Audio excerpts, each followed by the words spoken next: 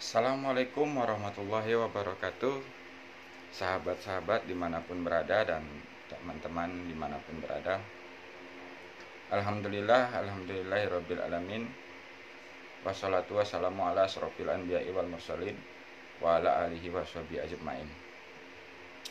Sahabat-sahabat yang berbahagia, pertama-tama kita bersyukur kepada Allah Subhanahu wa taala karena masih diberikan nikmat iman, Islam, ihsan, dan masih bisa kita menikmati kesehatan lahir dan batin, sehingga sore kali ini kita bisa ngobrol lagi di siaran langsung ini. Salawat serta salam kita dapat curahkan kepada Habibana wa Nabiyana Muhammad sallallahu alaihi wasallam. Mudah-mudahan kita adalah sebagai umatnya yang selalu menjalankan ajarannya sampai yaumil akhir nanti. Jadi tema sore kali ini, sahabat-sahabat, teman-teman, kita akan ngobrol-ngobrol santai saja, jadi tidak terlalu tegang, terlalu serius, jadi santai-santai saja. Tema sore kali ini, cara mengatasi godaan di saat kita berdakwah. Nah, jadi kita ini memang diperintahkan untuk berdakwah, menyampaikan kebenaran dari Allah dan kebenaran yang diajarkan oleh Rasulullah. Ya. Kalau kita flashback lagi ke belakang, ke sejarahnya Nabi Muhammad itu berdakwah itu door to door. Berdakwah itu dari kota ke kota, dari kampung ke kampung. Di saat zaman Nabi, godaan-godaan sangat di saat berdakwah itu ya banyak. Salah satunya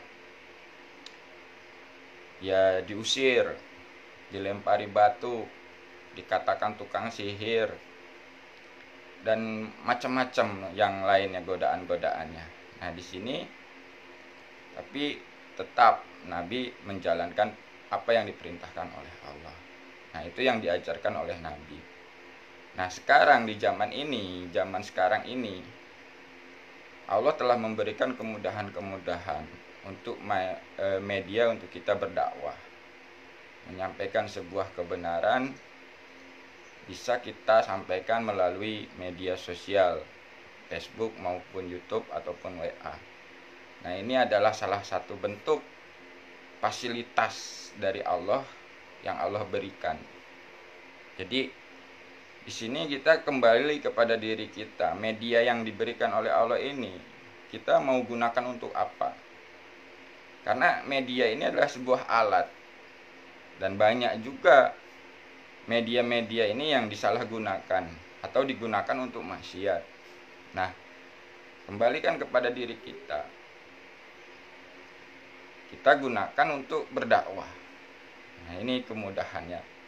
Jadi kita bisa berdakwah, kita bisa menyampaikan kebenaran-kebenaran yang diajarkan oleh Rasulullah dan kebenaran-kebenaran yang Allah berikan, kita bisa sampaikan melalui media sosial ini.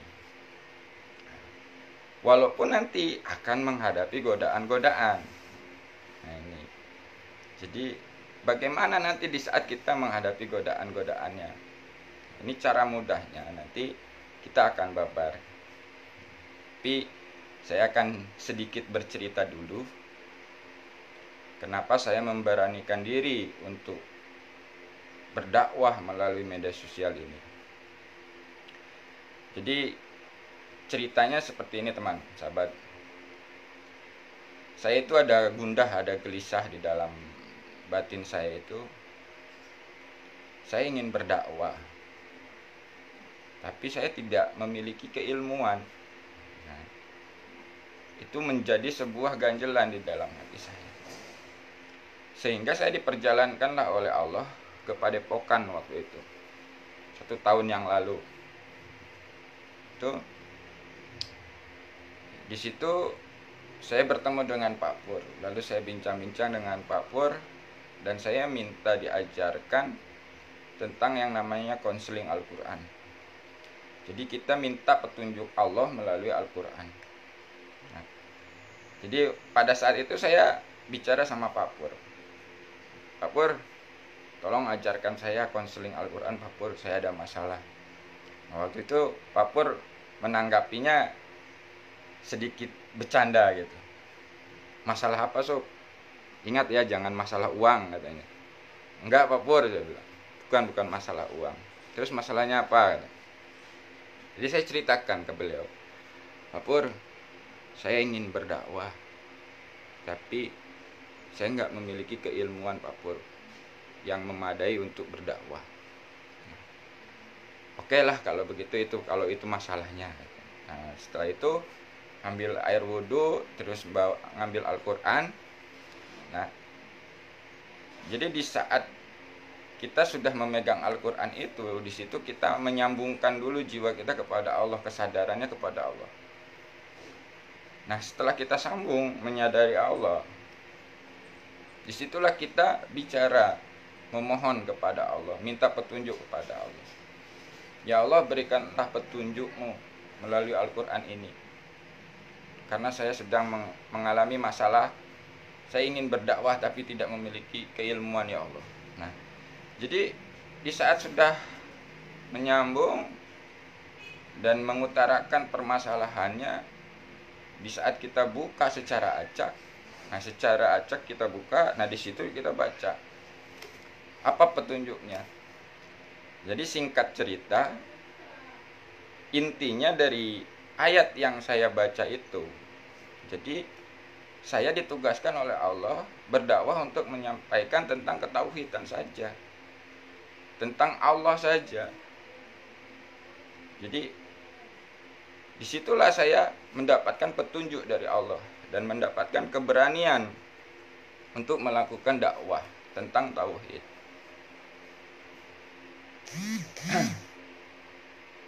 Kenapa saya tidak mendakwahkan tentang Al-Quran, tentang hadis, tentang fikih? Ya karena saya akui saya tidak memiliki keilmuan itu. Dan di situ sudah banyak ustadz-ustadz yang memang sudah ditugaskan oleh Allah untuk menyampaikan hal-hal itu, keilmuan-keilmuan itu. Nah, jadi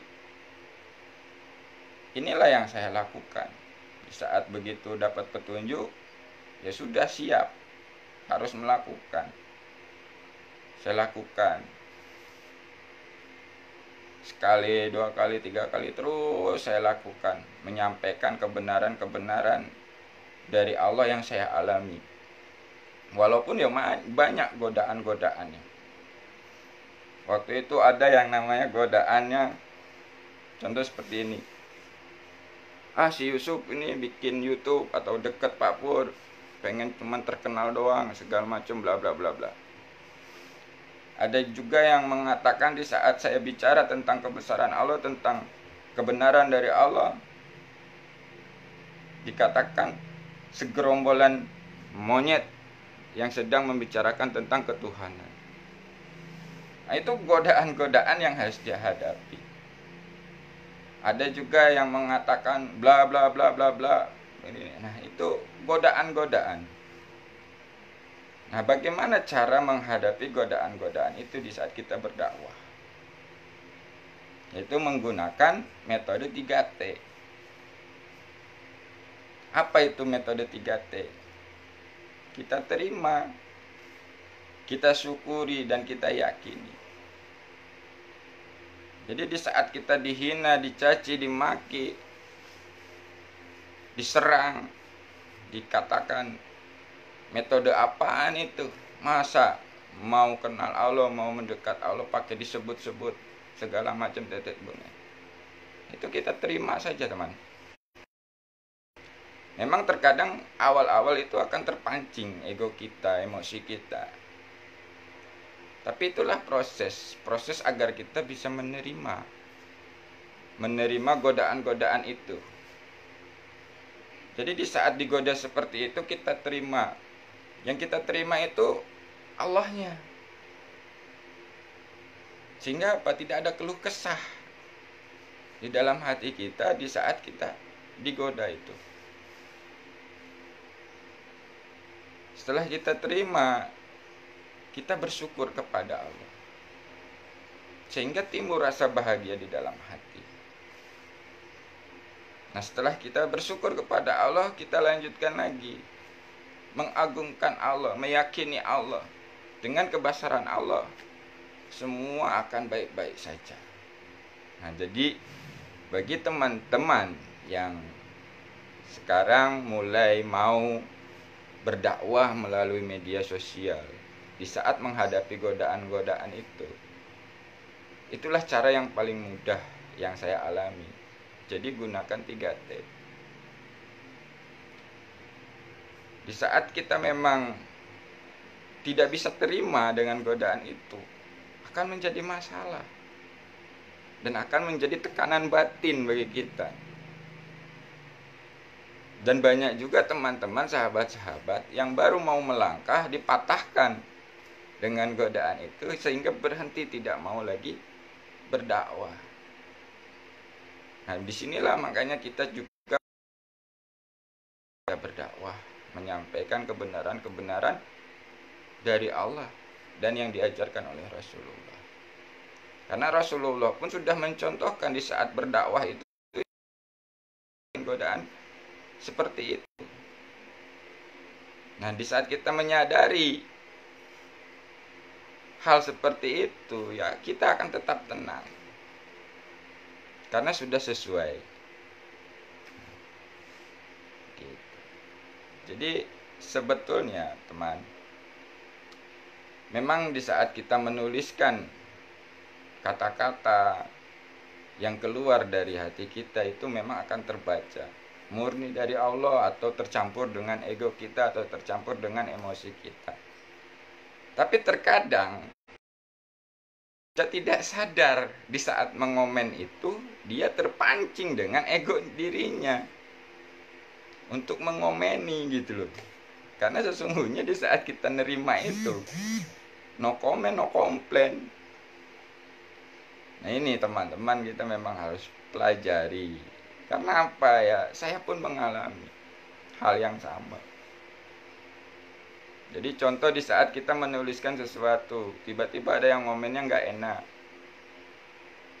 Nah, di situ terkadang ego kita terpancing untuk membalas. Terkadang ego kita terpancing untuk membantah. Dan itu akan teralami. Setelah terjadi, itu akan menjadi sebuah pembelajaran bagi diri kita. Oh, itu egoku. Oh, itu amarahku. Nah, setelah menjadi pembelajaran, ya kita akan memperbaiki terus. Diperbaiki terus oleh Allah. Tapi Allah memberikan pembelajaran harus terjadi dulu. Jadi gitu teman-teman. Nah, sebelum saya lanjutkan obrolan kali ini, kita sapa dulu yang sudah hadir. Alhamdulillah teman-teman yang sudah hadir, terima kasih. Jadi gitu teman-teman. Dan memang banyak godaan-godaan kita di saat kita menyampaikan tentang lurus ke Allah ini. Jadi makna dari lurus ke Allah ini bukan berarti kita tidak mengalami tikungan-tikungan atau belokan-belokan. Itu kita akan alami. Cuman keuntungannya di saat kita sudah aktif kesadaran jiwa kita menyadari Allah. Di saat kita salah itu kita sadar sehingga tidak kebablasan. Kembali lagi ke rel yang lurus. Tapi kadang-kadang Allah memberikan pemahaman itu dengan dibiarkannya kita melakukan kesalahan. Setelah kita melakukan, baru di situ dipahamkan bahwa kita itu salah, bahwa yang kita lakukan itu salah. Dan di situ ada hikmahnya dari kesalahan itu. Terkadang Allah mengajarkan, misalkan memperkenalkan tentang amarah, tentang ego, tentang kesombongan, tentang keikhlasan, tentang keriduan. Nah, itu kadang-kadang dibiarkan dulu terjadi. Nah, jadi gitu teman-teman. Bagi yang baru berjalan untuk berdakwah di media sosial, saya memberikan sebuah motivasi, lanjutkan. Apapun yang terjadi lanjutkan saja. Yang penting kita lakukan ini murni karena Allah.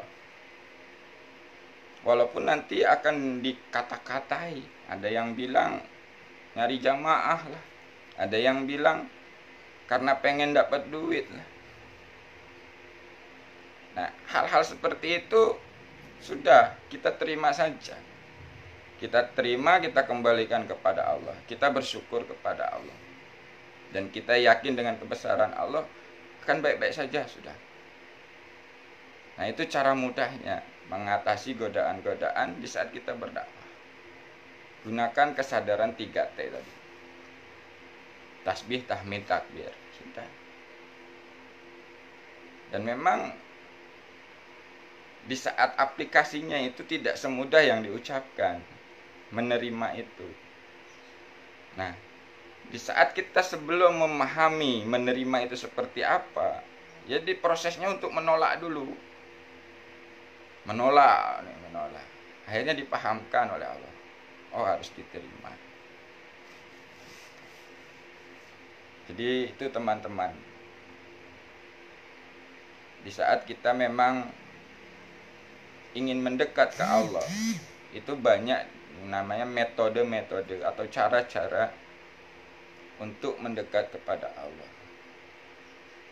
Nah, sampai terkadang kita itu diremehkan, dibenci, dihina, dikarenakan kita masih menggunakan metode dengan zikir. Sesungguhnya zikir itu kan diperintahkan oleh Allah. Nah, tapi di saat kita melakukan itu akan ada serangan-serangan mengejek kita yang melakukan zikir. Nah, di situ kita harus terima, teman. Memang awalnya menyakitkan, tapi setelah kita benar-benar karena Allah, di situ ya tidak masalah. Jadi jiwa kita itu tidak akan terganggu lagi dengan kata-kata orang lain, dengan komenan orang lain, dengan cacian orang lain. Tapi prosesnya itu akan mengalami dulu tergoda gitu loh. Nanti setelah tergoda, di situ baru Allah pahamkan bahwa itu kita tergoda dengan cacian maki orang. Dan kalau nggak kuat mental kita di saat dicaci maki, di saat kita berdakwah, besok nggak mau lagi berdakwah. Besok nggak mau lagi menyampaikan kebenaran-kebenaran yang Allah berikan. Maksudnya kebenaran-kebenaran yang Allah berikan itu apa? Di saat kita aktif, jiwa kita sadar Allah. Allah membimbing kita itu melalui pembelajaran-pembelajaran dalam kehidupan.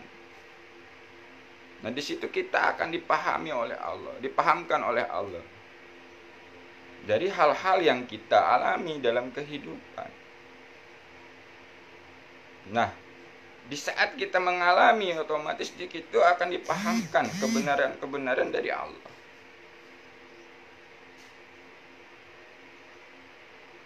Nah, setelah kita alami, kita sampaikan, kita dakwahkan. Nah, di saat kita menyampaikan, di saat kita mendakwahkan, ya harus lillah karena Allah. Nah, di saat lillah karena Allah, di situ ada sistem otomatis. Contoh misalkan gini, ada yang berdakwah di YouTube. Nah, dia lakukan karena Allah. Tujuannya bukan karena uang. Tapi tetap sistem otomatis itu akan berlaku. Walaupun dia karena Allah, karena di YouTube itu difasilitasi dengan iklan, sehingga video-video yang sudah 1000 lebih subscribe-nya dan 4000 penonton tayangnya itu akan diberikan iklan di situ, dan di situ akan ada penghasilan. Nah, itu adalah fasilitas sebenarnya, itu adalah jaminan. Tapi bukan tujuan. Tapi kita akan dipatahkan dengan kata-kata cuma nyari duit. Nah, ini teman-teman. Di situ kita harus siap menghadapi segalanya. Tapi di saat kita berserah ke Allah untuk melakukan apapun, di saat jiwa kita berserah kepada Allah dan jasad kita ini melakukan amanah tanda perintah dari Allah dalam kehidupan, tidak akan masalah, teman. Jadi jiwa yang merdeka, jiwa yang tenang, itu sudah tidak terganggu dengan caci maki orang lain. Itu sudah tidak terganggu dengan rasa sakit di dalam jasad. Yang dicontohkan oleh Rasulullah. Rasulullah waktu dia berperang, waktu dia berdakwah, dia pun mengalami, jasadnya itu mengalami kelaparan. Jasadnya itu mengalami luka, darah ditimpuk batu. Tapi jiwanya beliau itu tetap tenang. Karena apa? Disitulah jiwanya selalu bersama Allah. Sehingga tidak terpengaruh dengan keadaan-keadaan yang dialami jasadnya. Nah ini teman, mungkin nanti pun kalian akan mengalami hal yang sama. Di saat dihujat lagi sama teman satu perjalanan yang beda, istilahnya pendapat, oh itu godaan-godaan. Ada yang keluar masuk, istilahnya di dalam grup. Nah itulah memang proses yang harus dijalani. Gitu. Dan di saat kita melakukannya semua lillah, murni karena Allah, tidak akan masalah dan akan baik-baik saja. Sesungguhnya saya berdakwah di media sosial ini bukan untuk cari jamaah, bukan untuk mencari umat, bukan untuk mencari duit. Karena apa ya? Saya yakin masalah duit itu udah urusan Allah. Kalau masalah jamaah ya, kalau yang mau bareng-bareng ayo, kalau yang enggak mau ya enggak apa-apa. Tidak ada paksaan gitu. Saya hanya menyampaikan sebuah metode yang sangat mudah, simple, agar kita bisa mengenal Allah dalam kehidupan. Karena ada keterangan awaludin marifatullah. Awalnya kita beragama itu harus mengenal Allah. Sehingga kita akan menjalankan agama ini dengan benar. Karena kita sudah mengenal Tuhannya. Kita beragama tapi tidak mengenal Tuhan. Sehingga apa? Dijadikanlah agama ini hanya sebuah kedok. Nah, jadi teman-teman, sahabat-sahabat yang masih dalam perjalanan baru mau berjalan mengenal Tuhan, lanjutkan. Apapun keadaannya, maju terus, pantang mundur. Karena apa? Nikmat yang tiada ternilai dengan harta atau dengan uang, di saat disadarkan oleh Allah.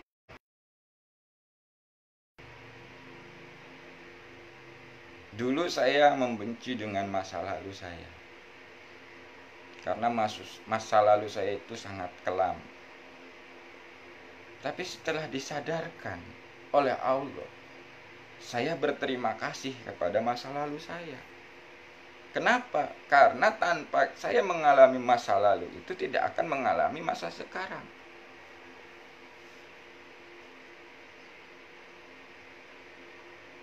Gitu teman-teman. Jadi tetaplah berjalan.